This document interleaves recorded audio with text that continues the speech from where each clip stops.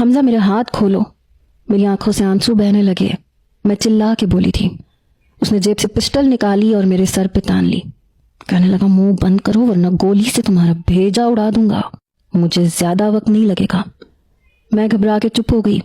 میرے چہرے پہ میرے بال بکھرے ہوئے تھے، پنکھے کی ہوا سے بار بار چہرے پہ بال آ رہے تھے۔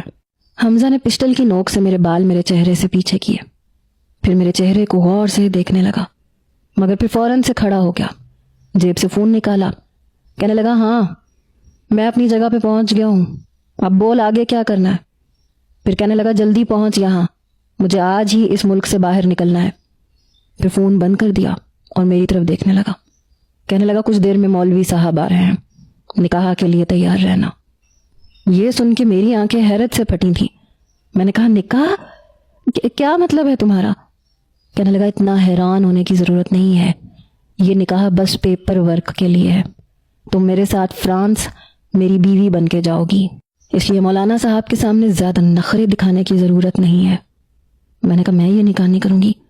میری بات سن کے کہنے لگا گولی مار دوں گا سمجھی؟ وہ بڑے غصے سے بولا تھا۔ میں نے کہا مار دو پھر۔ کہنے لگا تمہاری ماں کو۔ پھر کہنے لگا رکو، تمہارا دماغ میں ابھی 2 منٹ میں ٹھیک کرتا ہوں۔ پھر اس نے کال کی اور مجھے میری والدہ کی آواز سنائی دی، کون ہو تم لوگ؟ میرے گھر میں کیوں آئے ہو؟ کیوں مجھے باندھ رکھا ہے؟ اپنی والدہ کی آواز سن کے تو میرے ہوش اڑے۔ پھر اس نے اپنا موبائل اپنے سامنے کیا، کہنے لگا اس بڑھیا کو کیمرے کے سامنے لے کے آؤ۔ کچھ ہی دیر میں اس نے وہ موبائل میرے سامنے کیا۔ چند لڑکوں نے میری والدہ کو کرسی پہ بٹھا رکھا تھا، رسیوں سے باندھ رکھا تھا۔ میں نے اپنی والدہ کو دیکھا، ان کی نظر مجھ پہ پڑی۔ وہ ایک ویڈیو کال تھی۔ میں نے کہا اماں۔ میری آواز سن کے میری والدہ مجھے دیکھ کے تڑپ اٹھی، کہنے لگی بیٹا تم کدھر ہو؟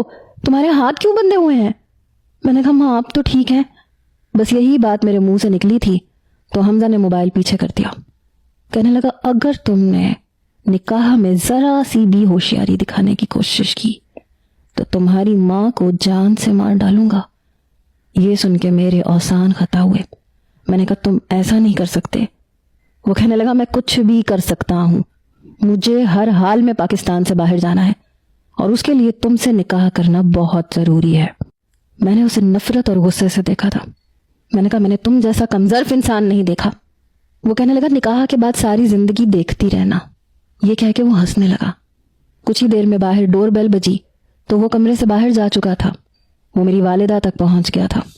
وہ اسی لیے ہاسپٹل میں میرے متعلق مجھ سے پوچھ رہا تھا۔ مجھے پتا نہیں تھا میں یوں بھی بے وقوف بن سکتی ہوں اور اتنی بڑی مصیبت میں پھنس سکتی ہوں۔ کچھ دیر بعد وہ کمرے میں آیا، کہنے لگا 2 منٹ ہیں تمہارے پاس، یا تو تم مجھ سے نکاح کرو گی، مولانا صاحب کے سامنے کوئی بھی ڈرامہ کریٹ نہیں کرو گی، یا پھر ہمیشہ کے لیے اپنی ماں کو کھو دو گی۔ یہ کہنے کے بعد اس نے میرے ہاتھ کی رسیاں کھول دی اور ایک دوپٹہ میرے سر پہ ڈال دیا۔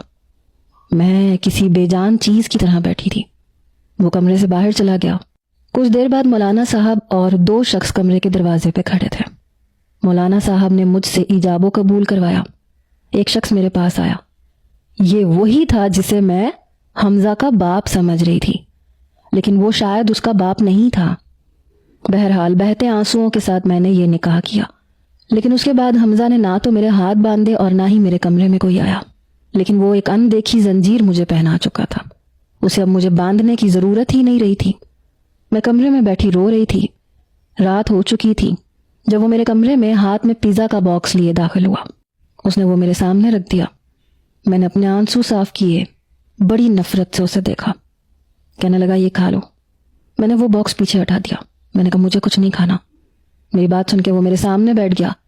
کہنے لگا اگر یہ تم نہیں کھاؤ گی تو مجبوراً مجھے تمہیں یہ کھلانا پڑے گا۔ یہ سن کے میں بری طرح سے گھبرائی تھی۔ میں بیڈ کے کراؤن سے جا لگی۔ وہ مجھے خوفزدہ دیکھ کے کہنے لگا ویسے بھی تازہ تازہ نکاح ہوا ہے، پھر لڑکی تم اتنی بھی بری نہیں ہو، بھوک تو مجھے بھی بہت لگ رہی ہے ابھی، تمہارا کیا خیال ہے، کھاؤں تمہیں؟ میرے چہرے کے قریب اپنا چہرہ لا کے میرے چہرے کو بڑی غور سے دیکھنے لگا۔ کہنے لگا پیزا کھانا ہے یا پھر آج رات میں تمہیں پیزا سمجھ کے کھا جاؤں؟ میں بری طرح سے تھر تھرا کے رہ گئی۔ اپنے ہاتھوں سے بیڈ کی چادر کو دبوچ رکھا تھا۔ اس کے ہونٹ میرے لبوں کے بے حد قریب